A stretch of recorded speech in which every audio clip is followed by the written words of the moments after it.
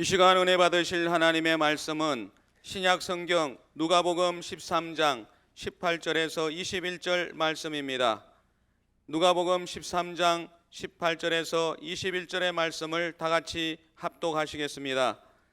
그러므로 예수께서 이르시되 하나님의 나라가 무엇과 같을까? 내가 무엇으로 비교할까? 마치 사람이 자기 채소밭에 갖다 심은 겨자씨 한 알 같으니 자라 나무가 되어 공중의 새들이 그 가지에 깃들였느니라. 또 이르시되 내가 하나님의 나라를 무엇으로 비교할까? 마치 여자가 가루 서말 속에 갖다 넣어 전부 부풀게 한 누룩과 같으니라 하셨더라. 아멘. 오늘도 거룩하고 복된 주의 날에 하나님 전에 나와 예배하는 여러분들 환영하고 축복합니다. 여러분을 사랑하시는 주님께서 여러분들에게 위로와 그리고 힘과 소망을 불어넣어 주시기를 바랍니다. 곁에 있는 분에게 얘기하세요. 우린 그분이 계셔서 든든합니다. 그분은 우리의 의지요 구원의 뿌리 되 주십니다. 오늘 본문을 중심으로 천국의 현주소 이 같은 제목으로 함께 은혜 나누고자 합니다. 간혹 천국 갔다 오신 분들이 간증하거나 또 책으로 그 소감을 피력한 것을 읽을 때가 있습니다. 그러면 과연 천국은 어디 있는 것일까? 오늘 이 천국의 현주소에 대해서 살펴보면서 은혜 나누고자 합니다. 우선 첫째로 주님께서 말씀하시길 천국은 겨자씨 같은 것이라고 말씀하신 것입니다. 주님께서 이 말씀을 하시기 전에 한 사건이 있었어요. 18년 동안 귀신에게 사로잡혀가지고 제대로 인간답게 살지 못했어요. 질병과 고난 속에 살고 있던 그 여인이 있었는데 예수님께서 그 귀신을 쫓아주시고 회복시켜 주셨습니다. 그런데 마침 그날이 안식일이었어요. 이 사실을 안 대제사장들과 사두개인들이 예수님께 와가지고 책망합니다. 율법에 안식일 날 아무 일도 하지 말라 했는데 어찌 병을 고쳤느냐 하면서 비난했던 것입니다. 여러분, 그때 예수님께서 하신 말씀이 안식일보다 소중한 것이 사람이라, 생명이 고통을 당하는데 자유케 하는 것이 하나님의 뜻이라 하시면서 안식일의 주인은 나라, 따라서 안식일을 위한 안식, 율법을 위한 안식이 아니라 바로 사람을 위한 안식일이냐 말씀하신 것입니다. 그러면서 하나님의 나라에 대해서 두 가지로 비유하셨어요. 여러분, 한 병든 여인이 이같이 고침받게 된 것이 어디로부터입니까? 아주 지극히 작은 데서부터 시작되었기 때문인 것입니다. 그렇지면서 겨자씨 비유를 들었어요. 그러므로 예수께서 이르시되 하나님의 나라가 무엇과 같을까? 내가 무엇으로 비교할까? 마치 사람이 자기 채소밭에 갖다 심은 겨자씨 한 알 같으니 자라 나무가 되어 공중의 새들이 그 가지에 깃들였느니라 말씀하고 있어요. 예수님께서 말씀하신 이 천국과는 보통 사람들이 이해하고 있는 그 천국과는 상당한 차이가 있었습니다. 일반적으로 하나님의 나라라 하면은 굉장히 황홀하고 또 위엄이 있고 또 권능이 가득한, 영광이 가득한 그런 나라로 이해가 됩니다. 그런데 주님께서는 의외로 천국은 겨자씨만한 곳이라 그렇게 말씀하고 있는 것입니다. 왜 이 겨자씨 비유를 드셨을까요? 다시 말해서 하나님의 나라는 지극히 작은 섬, 지극히 작은 믿음, 지극히 작은 의로부터 시작된다는 뜻입니다. 하나님의 나라는 큰 것부터 시작되는 것이 아닙니다. 테레사 수녀는 정말 지극히 보잘것없고 또 약하고 작은 존재였죠. 그러나 그 안에 예수님의 사랑이 컸습니다. 어떻게 하든지 불쌍한 영혼들을 건지고 인간을 존중하면서 살아야 되겠다, 그런 마음이 쌓이고 쌓여서 그의 삶 속에 배어나오게 되었어요. 헐벗고 굶주린 자를 위해서 희생했죠. 이러한 정신과 이러한 삶의 모습을 보고 감동이 된, 도전받고 사명받은 전 세계 6천 명의 젊은 수녀들이 캘카타에 모이게 된 것입니다. 그리고 큰 사랑의 요람이 되고 위대한 하나님의 나라와 위대한 문명을 이루게 되었죠. 여러분, 하나님의 나라는 지극히 작은 믿음과 정성과 희생과 사랑과 의로부터 시작된 겁니다. 앞서 언급한 누가복음의 말씀 그대로예요. 마치 사람이 자기 채소밭에 갖다 심은 겨자씨 하나를 같으니 자라 나무가 되어 공중에서 그 가지에 깃들였느니라. 겨자씨는 눈으로 보면 정말 그 존재감을 제대로 찾을 수가 없어요. 워낙 작아가지고 티끌 같기도 해요. 한마디로 먼지 같기도 하고 말입니다. 눈에 보일 때 하찮은 그러한 겨자씨이지만은 그 생명력은 아주 파워풀합니다. 나중에 큰 나무가 돼가지고 보통 3m, 4m 이상으로 키가 자라게 되고 그 가지에 많은 새들이 깃들 정도의 그런 강건한 성장의 힘이 있는, 생명력이 있는, 그리고 뻗어나가는 그런 힘이 있습니다. 나사렛 아주 보잘것없는 마을입니다. 빌립이 나다나에게 전도할 때 나사렛에서 나온 예수님이 훌륭하다, 그분을 따르자 할 때 나다나엘이 한 말이 있잖아요. 나사렛 같은 그 비천한 곳에서 뭐 훌륭한 사람이 나오겠냐. 처음에는 거절했죠.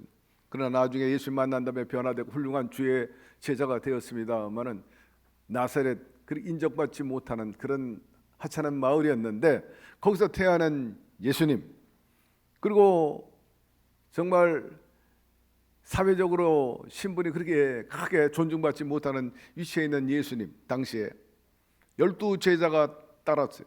그 제자들도 사실 변변치 않았어요. 직업들 보면 그렇게 내놓을 만한 직업들이 별로 없었어요.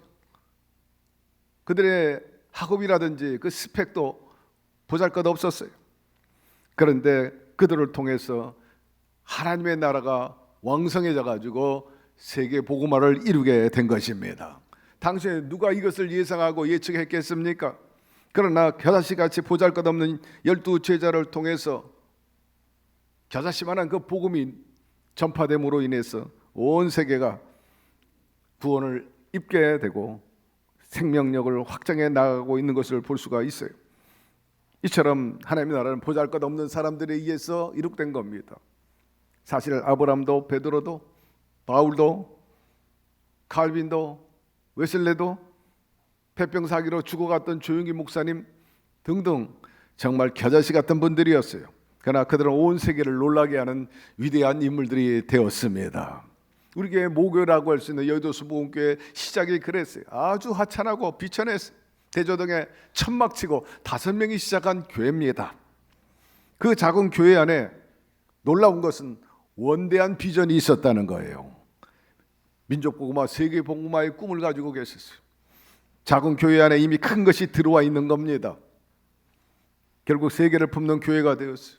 저희 목사님은 은퇴하실 때 이미 여의도 수목원교회가 75만 명의 성도를 섬기는 세계적인 교회가 되었고, 또 오대양 6대지에 자그마치 지구를 130바퀴를 도는 그런 복음의 사자가 되었죠. 전 세계 1000개 교회를 세웠어요. 그 중에 한 개 교회가 바로 순복음 중동교회입니다. 700명의 선교사를 보냈죠. 3000명의 제자를 키웠어요. 여러분, 작다고 무시하지 말게 되기를 바랍니다. 조용히 목사님은 작은 것 안에 들어있는 큰 것을 보았죠. 우리가 그리 해야 되는 것입니다.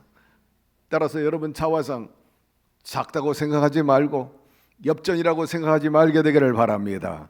여러분 안에 있는 큰 것을 발견하고 바라보게 되기를 바랍니다. 우리는 비록 약하지만 부족하지만 내 안에 계신 그리스도는 크신 분이십니다. 위대하신 분이십니다. 그분과 함께하면 불가능이 없다고 바울은 고백했어요. 야훼는 크신 하나님이시요 모든 신들보다 크신 왕이시기 때문에 이루었다라고 말하고 있어요. 그러므로 내 안에 계신 주님을 통해서 여러분 천을 이루고 만을 이루게 되기를 바라고, 약한 자를 들어서 강한 자를 부끄럽게 한다 하셨는데 여러분들이 그 주인공이 되고 경험하게 되기를 축원합니다. 여러분, 다윗을 보세요. 정말 보잘것 없었어.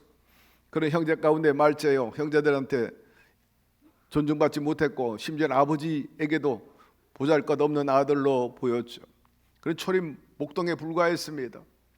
그렇지만은 다윗 그 마음에 위대하신 하나님을 품고 있었어요. 그분은 우리의 대장간이요 구원의 뿌리라. 그런 담대함이 있었기 때문에 가시적으로 키가 9척이요 거인이었던 골리앗을 여러분 우습게 여기게 되었던 것입니다. 너는 칼과 창을 가지고 내게 나오거니와 나는 만군의 야훼 이름으로 내 앞에 가노라. 오늘로 새의 밥이 될 것이라. 여러분 그만큼 용기 100배 자신감이 꽉 차 있어서 그를 상대해서 거꾸로 때릴 수 있게 되었던 거죠. 오병의 기적도 마찬가지. 나이 먹은 어른이 가져온 것도 아니고 소년이 가지고 왔던 보잘것없는 도시락, 보리떡 5개, 물고기 2마리 담겨있는 그 보잘것없는 도시락 주님의 손에 얹히게 될 때 놀라운 기사와 이적이 일어났습니다. 남은 자만 5,000명, 여자아이 포함해서 기만 명이 먹고도 남는 역사가 일어났습니다. 작은 것을 통해서 기적을 베푸시는 야훼 하나님. 경기도 성남시에 가면 텔텍이라는 벤처 회사가 있어요. 이 회사는 롤러 브레이드 그리고 킥보드를 생산하는 그러한 회사인데 대박이 터지는 아이템이 있었어요. 그건 다름 아니라 그 킥보드 롤러 브레이드의 바퀴에 형광등을 장치하는 거예요. 그게 밤에 달릴 때 보면 바짝바짝 빛나는 겁니다. 그로 인해 가지고 이 회사가 출시한 지 5개월 만에 거의 순수익이 50억이 넘어간 거예요. 그 다음부터 언론을 타기 시작했고 유명해지기 시작했습니다. 전 세계에 파급됐죠. 그런데 이 아이디어가 어디서 나왔는가? 이 회사 사장인 형광철 사장님의 어린 딸 그 한마디에서 나왔다는 거예요. 킥보드에 롤러 블레이드에 반짝반짝 빛나는 그런 바퀴가 있으면 좋겠다고. 그 어린아이에게 어떻게 그런 발상이 있었는지 모르겠어요. 거기에 힌트를 얻어가지고 그 아빠 사장이 만들어 냈던 겁니다. 여러분 작은 생각이 기적을 가져옵니다. 이와 마찬가지로 작은 친절이 감동을 가져오게 되고 작은 봉사가 사람들을 기쁘게 하고 작은 헌금이 큰 결과를 도출하게 되는 거죠.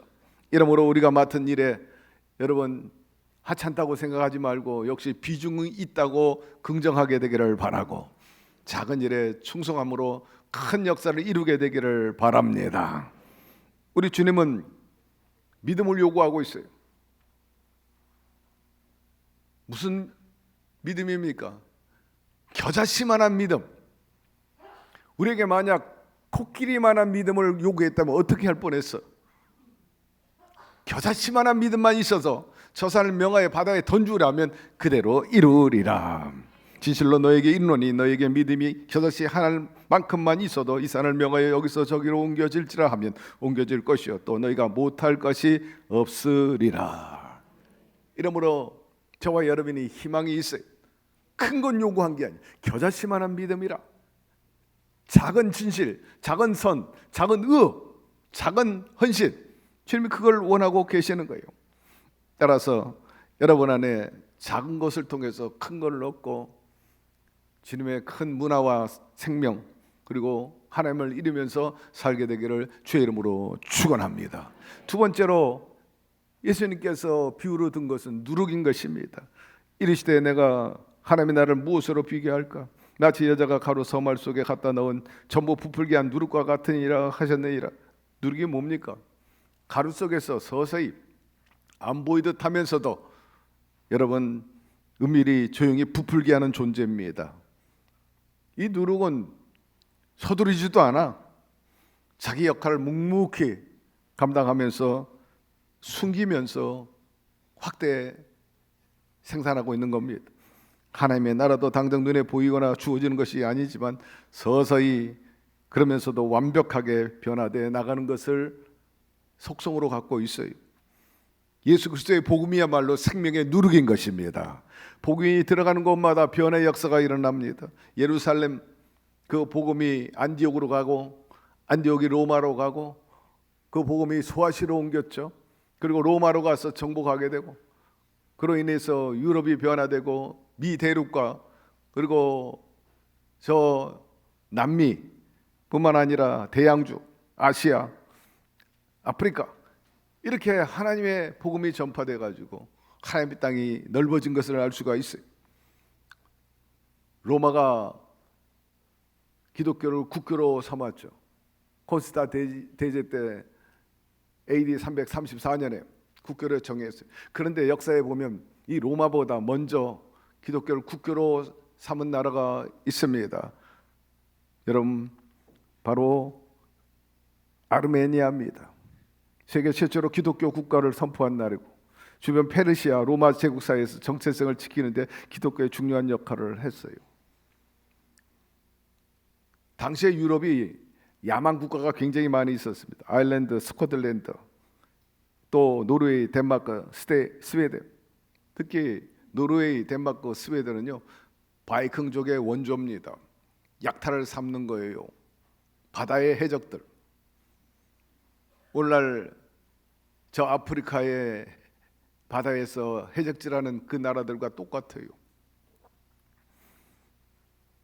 율례 저녁 약탈하면서 먹고 살았어요. 왕이 있었지만 왕권이 확보되지 않았고 정부가 있어도 제대로 역할을 못했고 소위 지방 군주나 혹은 군벌 체제였죠. 오늘날도 저급한 나라들은 대체로 다 이런 군벌, 특히 아프리카가 그렇습니다. 이권에 개입하고 기득권을 유지하고 바로 이 바이킹들이 그랬는데 복음이 들어가지고 변화돼가지고 참으로 훌륭한 문명 국가를 이루어나간 것을 알 수가 있습니다. 교육과 법률을 정비하게 되었습니다. 컬트족도 유명하죠. 아주 야만적이고 거친 족속. 아일랜드, 스코틀랜드 본래 이교도의 사람들입니다. 그러나 5세기에 패트릭 선교사에 의해서 기독교화되고 수도원 문화가 확산됐습니다. 그로 인해서 학문과 문학 그리고 기독교 서적들이 출간됨으로 변화를 가져오고 고무시켰죠. 그리고 프랑스 중심의 프랑크 나라, 이 프랑크 왕국은 프랑스하고 독일이 함께 했던 시절을 말하는데 크로비스 1세가 기독교로 개종하면서 프랑크족이 기독교화되었습니다. 프랑스 하면은 또 한편으로는 카톨릭 국가입니다. 노틀담의 성당이 유명한 것처럼 말입니다. 그런데 오늘날 놀랍게도 프랑스가 개신교로 복음화되고 있습니다.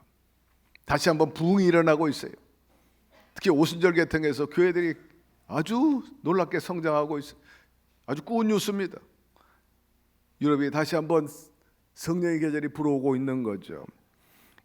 서유럽 기독교 문명권이 형성돼 가지고 유럽 중세 질서가 안정이 되고 이디오피아도 성경에 나온 그대로입니다.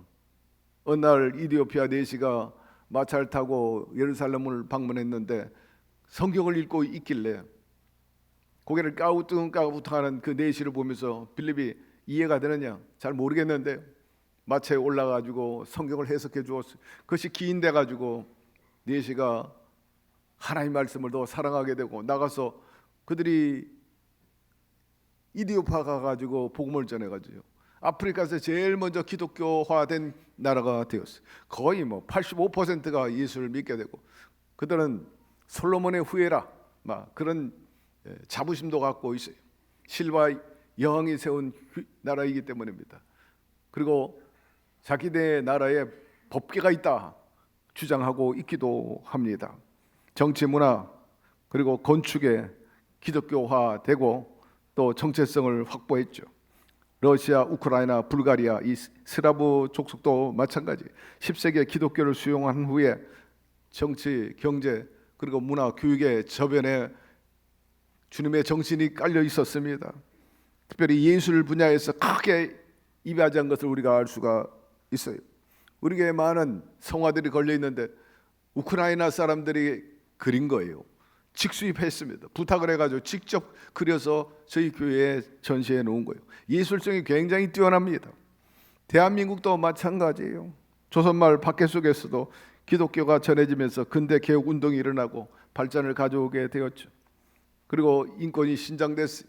독립운동, 인권운동에 이바지하고 정치, 경제, 교육, 사회, 자본에 이 주님의 정신이 상당히 깔려 있고 오늘의 부국강병과 복음의 강국을 이루는 데 이바지한 것을 알 수 있어요. 그 외에도 태평양, 아프리카 일부 부족들, 하와이, 사모아, 그리고 피지, 이 폴리네시아 부족들 특징이 부족 간에 항상 싸움만 있었어. 피비린내난 전쟁이 있었는데 복음이 들어가면서 멈췄죠. 우간다, 케냐, 그들은 이디오피아 못지않게 그 지도자들이 예수 믿고 대통령이 특별히 오순절 계통의 신앙인이야. 그래서 예전에는 조용기 목사님을 만난 적도 있고 그렇습니다.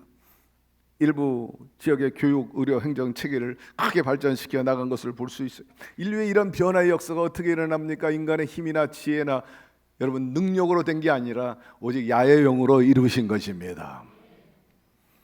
복음의 누룩은 사회적인 변화를 가져옵니다.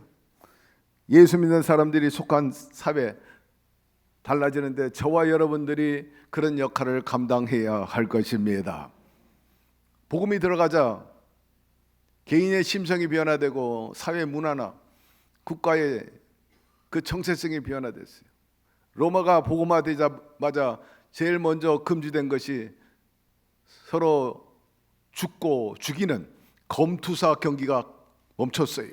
그 전까지는 백성들이 그걸 보고 희낙낙하고 즐거워하고 피 흘리면서 비참하게 죽어가는 검투사를 보면서 희열을 느꼈던 그 족속들이 이제는 그런 거 하면 안 된다. 생명은 하나님의 것이니 그거 보고 희낙낙할 우리가 아니다. 의식이 있게 되고 성숙하게 되었죠. 역사상 가장 동성애가 강했던 나라가 바로 로마입니다. 목욕 문화가 발달되고 성문화가 완전히 무너졌는 그 나라에 성결 운동이 일어나고 참으로 하나님 보기에 아름다운 그런 나라 만들어갔습니다. 아이와 여자들이 무시당하고 인권이 박탈됐던 그 나라들이 존중하는 시대가 되었어요. 복음이 들어가는 곳마다 변화가 일어났어요. 여러분 세계 지도 펼쳐놓고 한번 보세요. 어떤 나라가 민주국가고 자유국가고 여성과 아이를 존중하는 나라인지 말입니다. 대부분 기독교 국가예요. 선진국들입니다. 그러나 극심한 독재가 시행되는 나라들, 어떤 나라? 북한, 미얀마, 캄보디아, 라오스, 나이지리아 등등 독재자들이 인권을 무시합니다. 자유를 무시합니다. 박탈합니다. 미신과 우상이 난무합니다. 잡다한 종교를 믿고 있는 나라입니다. 그러다 보니까 빈곤, 가난하고 사회적인 약자에 대해서 관심이 없어. 자기들 기득권만 주장하려고 그래요. 지키려고 그래요. 아동, 노인복지, 꿈도 못 꿔요. 이들 국가나 사회가 민주화되고 사회복지 천국을 이루려면 복음이 들어가야 합니다. 누룩처럼 퍼져야 되는 거예요. 복음이 들어가면 심령이 변화되고 사회가 변화되는 거예요. 아직까지 여러분의 가정과 여러분의 가문에 복음이 들어가지 않았다면 여러분들이 누룩이 되기를 바랍니다. 반드시 변화의 역사가 일어날 거예요. 경쟁력 있는 삶을 살게 될 것입니다. 세 번째, 천국은 개인의 삶과 인격 안에서 이루어지는 거예요. 천국은 외형에 있지 않고 마음에 있다 그랬어요. 삶의 질을 바꾸고 싶다면 여러분 중심에 예수님의 영인 성령님을 환영하고 인정하고 모셔드리게 되기를 바랍니다. 성령께서 우리의 주인이 돼서 여러분의 의식, 여러분의 가치관, 인생관, 철학을 바꿔낼 거예요. 놀라운 성령의 능력이 나타나게 될 것입니다. 삶의 질이 달라지고 인생의 운명이 달라지는 거예요. 20세기의 미국의 최대 재벌 누굽니까? 석유왕 록펠러. 그는 유태인입니다. 그가 경영하던 스탠다드 오일은 미국 거의 주유소 95%를 장악했어요. 독과점입니다. 전 세계 석유 시장을 장악했어요. 그뿐만 아니라 무기 시장과 금융 사업에도 뛰어들었어요. 그래서 미국 최대의 재벌이 되었습니다. 그러나 그 같은 부를 이루기까지는 각종 부정부패에 빠졌어요. 부정한 방법인 카르텔, 그리고 독재, 정경유착을 동원했어요. 사회적인 악이 되다 보니 결국 미국 법원에서 1911년 미국 연방 대법원에서 철퇴를 가했습니다. 독점금지법 위반, 소위 반트러스트법 그를 근거 삼아 가지고 록펠러 그 재벌을 해체시켜버린 겁니다. 그러고 그는 경영 일선에서 물러났습니다. 참으로 설상가상으로 비관하고 절망하다 보니까 병에 걸려서 죽게 되었습니다. 그때 비로소 자기 인생을 뒤돌아봤어요. 지은 죄가 너무 많구나. 소유라는 욕망 때문에 하나님의 형상대로 지음받은 인간으로서 살아가는데 넘지 말아야 할 선을 내가 너무나 많이 넘었고 하나님과 거리가 너무 멀게 살아왔구나 하는 것을 비로소 깨달았죠. 많은 사람이 비난하니까 심히 괴로웠죠. 편치 않았어. 록펠러는 그때부터 변화되기 시작을 했습니다. 자기 자신이 얼마나 하나님 앞에 잘못되고 하나님 보시기에 패역했는가를 알고 회개했습니다. 예수 그리스도의 십자가로 새롭게 되기를 원했죠. 잘못된 인생을 바로잡기 위해서 가장 좋은 첩경은 뭐냐? 다름 아니라 나가도 삭개오처럼 하면 된다. 삭개오가 주님 앞에 고백하기를 내가 남에게 토색한 거 있으면 4배로 갚겠어요. 제 재산 절반을 나눠 가난한 자에게 주겠습니다. 록펠러도 그렇게 했습니다. 하나님 나라를 위해서 수십 개의 교회를 세우고 그 유명한 뉴욕의 한복판에 있는 리버사이드 처치 위대한 교회입니다. 고색 찬란합니다.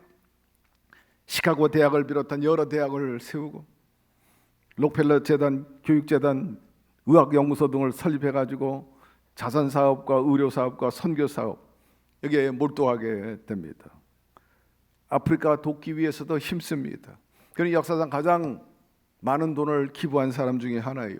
오늘날 많은 분들이 많은 돈을 기부하지만 화폐 가치를 환산하면 록펠러를 넘어서지 못한다고 말합니다. 그는 남은 생에 주일을 한 번도 빠지지 않았고 그리고 성경을 매일 읽었어요. 늙어서 눈이 어두워지면 성경을 대신 읽어줄 비서를 채용했습니다. 귀로 성경을 들으면서 날마다 주님을 대면했어요. 그는 자신의 유일한 희망이 하나님 앞에 훌륭하고 반듯하게 남은 생에 사는 거였어요. 하나님께서 그를 긍휼히 여겨주고 죽을 병에서 낫게 하시고 98세까지 건강하게 살게 했어요. 치아 하나 상하지 않았다 그랬어요. 깨끗하고 아름답게 살다가 98세에 천국에 갔습니다. 그의 남은 생에는 하나님 나라가 이루는 데 보냈던 겁니다. 사랑하는 성도 여러분, 이처럼 하나님의 나라가 임하면 인생관, 가치관, 철학관이 변화되는 거예요. 물질관이 달라지고 국가관이 달라지고 내세관이 달라지고 품격 있는 인격과 거룩한 인격, 지혜로운 인격으로 변화되는 것입니다. 사도 바울이 우리에게 말씀했죠. 주 안에서 항상 기뻐하라. 여러분, 때로는 의도적입니다. 환경과 조건이 좋아서 기뻐하라는 게 아니에요. 바로 예수 그리스도로 기뻐하라는 것입니다. 성령께서 내 마음에 좌정하시면 평안하고 의지가 되고 힘이 됩니다. 절로 성령의 아름다운 능력과 열매가 나타나게 돼요. 사랑과 희락과 온유와 겸손과 절제와 충성과 자비와 양성 등. 여기서 기쁨은 희락입니다.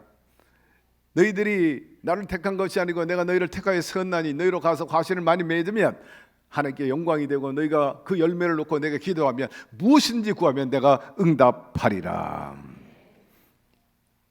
그로 인해서 열매가 드러나게 되는 거예요. 사랑과 화평이라 희락이라 자비와 긍휼이라. 예수께서 대답하여 이르시되 하나님의 나라는 볼 수 있게 임하는 것이 아니요 또 여기 있다 저기 있다고도 못하리니 하나님의 나라는 너희 안에 있느니라. 마음의 천국은 주님을 모실 때 우리 속에 자라나고, 여러분 그러므로 주님과 더불어서 천국을 만들어가게 되기를 바랍니다. 천국이 하늘에서 뚝 떨어지는 게 아니에요. 천국은 여러분 마음에서 시작되는 겁니다. 그러기 위해서는 네 번째로 천국이 가정 안에 임해야 됩니다. 모든 행복과 불행이 바로 여기서 시작되잖아요. 가정이 화목하고 행복하면 그 인생도 잘 되고 가와 만사성이라 형통하게 되고 작은 천국을 이룰 수 있게 됩니다. 볼지어다 내가 문 밖에서 서서 두드리는 누구든지 내 음성을 듣고 문을 열면 내가 그에게로 들어가 그와 더불어 먹고 그는 나와 더불어 먹으리라 하신 것입니다. 여러분 마음에 모신 그 주님을 여러분의 가정에 거하게 하시고 여러분의 가문에 머물게 하시기를 바랍니다. 천국은 능동적인 거예요. 수동적이지 않는 것입니다. 부부간에 서로 결점만 집어내고 비판하고 나무라던 자세에서 오히려 칭찬해주고 격려하고 고마운 마음과 더불어 입술로 말하게 되기를 바랍니다. 사랑한다는 말, 고맙다는 말, 함께해줘서 좋다는 말 한마디가 삶의 위로가 되고 행복이 되고 잘 될 것입니다. 용기가 되고 희망이 되고 보람이 됩니다. 미안하다는 말 한마디가 응어려진 가슴을 풀게 하고 마음을 편하게 하고 행복하고 스트레스를 날려버리잖아요. 그리고 부부간에 자녀 앞에서도 늘 긍정하고 서로 존중해 주세요. 기분 나쁘다고 저럼 누굴 닮아가지고 저 모양이냐 이렇게 말하면요, 그냥 전쟁이 벌어지는 겁니다. 순간 지옥이 되죠. 당신 닮아 똑똑하다, 훌륭하다 이렇게 말해주면 얼마나 격려 고무가 됩니까? 으쓱해지죠. 천국이 되죠. 성경의 말씀에 너희 말로 집을 짓는다 잠언에 언급하고 있어요. 말 한마디에 천국이 되고 지옥이 되기 때문인 것입니다. 사랑하는 성도 여러분, 천국을 만드는 지혜로운 말을 많이 해가지고 행복을 창출하고 하나님 나라 누리며 살게 되기를 주의 이름으로 축원합니다. 서론으로 다시 돌아가 예수님께서 18년 귀신 들려가지고 고생한 여인 자유케 해주시고 고쳐주셨죠. 여러분, 이렇게 고약하고 힘들고 그야말로 악정고투하는 사람이라 할지라도 얼마든지 여러분 천국을 이루며 살 수 있다는 거예요. 말씀과 기도와 찬양으로 치료받고 회복될 수 있습니다. 7길로 도망가 버리고 자유를 얻게 되었죠. 행복해진 것입니다. 하나님의 형상대로 지음받은 인간으로서 제대로 살게 되었죠. 왜? 어떻게? 주님의 역사하심과 다스림이 있었기 때문인 것입니다. 그런 곳에 하나님의 나라가 임하는 거예요. 이 땅이든 저 하늘이든 주님과 함께 계신 것이 천국입니다. 그러므로 천국이 고차원적이고 환상적인 세계의 그 천국에 대해서 주님이 얘기한 게 아니에요. 바로 겨자씨와 누룩과 같이 바로 하나님의 나라가 확대되어 나가는데, 그런 곳에 예수의 생명이 넘치고 개인과 가정과 사회에 변화가 있는 그런 행복한 나라를 이룰 수 있게 되는데, 먼저 여러분의 나라, 여러분의 마음에 천국이 임하게 되기를 바라고, 여러분을 통해서 가장 천국을 이루고 사회와 민족에게도 긍정적인 영향을 미치는 그런 멋진 아름다운 삶을 살게 되기를 주의 이름으로 축원합니다. 하나님 오늘 말씀을 통해서 우리에게 다시 한번 깨닫게 하시고 가르쳐 주시니 감사드립니다. 그저 한 귀로 듣고 한 귀로 흘리지 말게 도와주시고, 이 말씀이 우리에게 뿌리가 되고 근간이 되고 자원이 되게 하여 주옵시고, 말씀대로 행함으로 인해서 지옥을 던져버리고 하나님 나라를 만들어갈 수 있는 저희들 되게 하여 주시옵소서. 예수님의 이름으로 기도드리옵나이다. 아멘.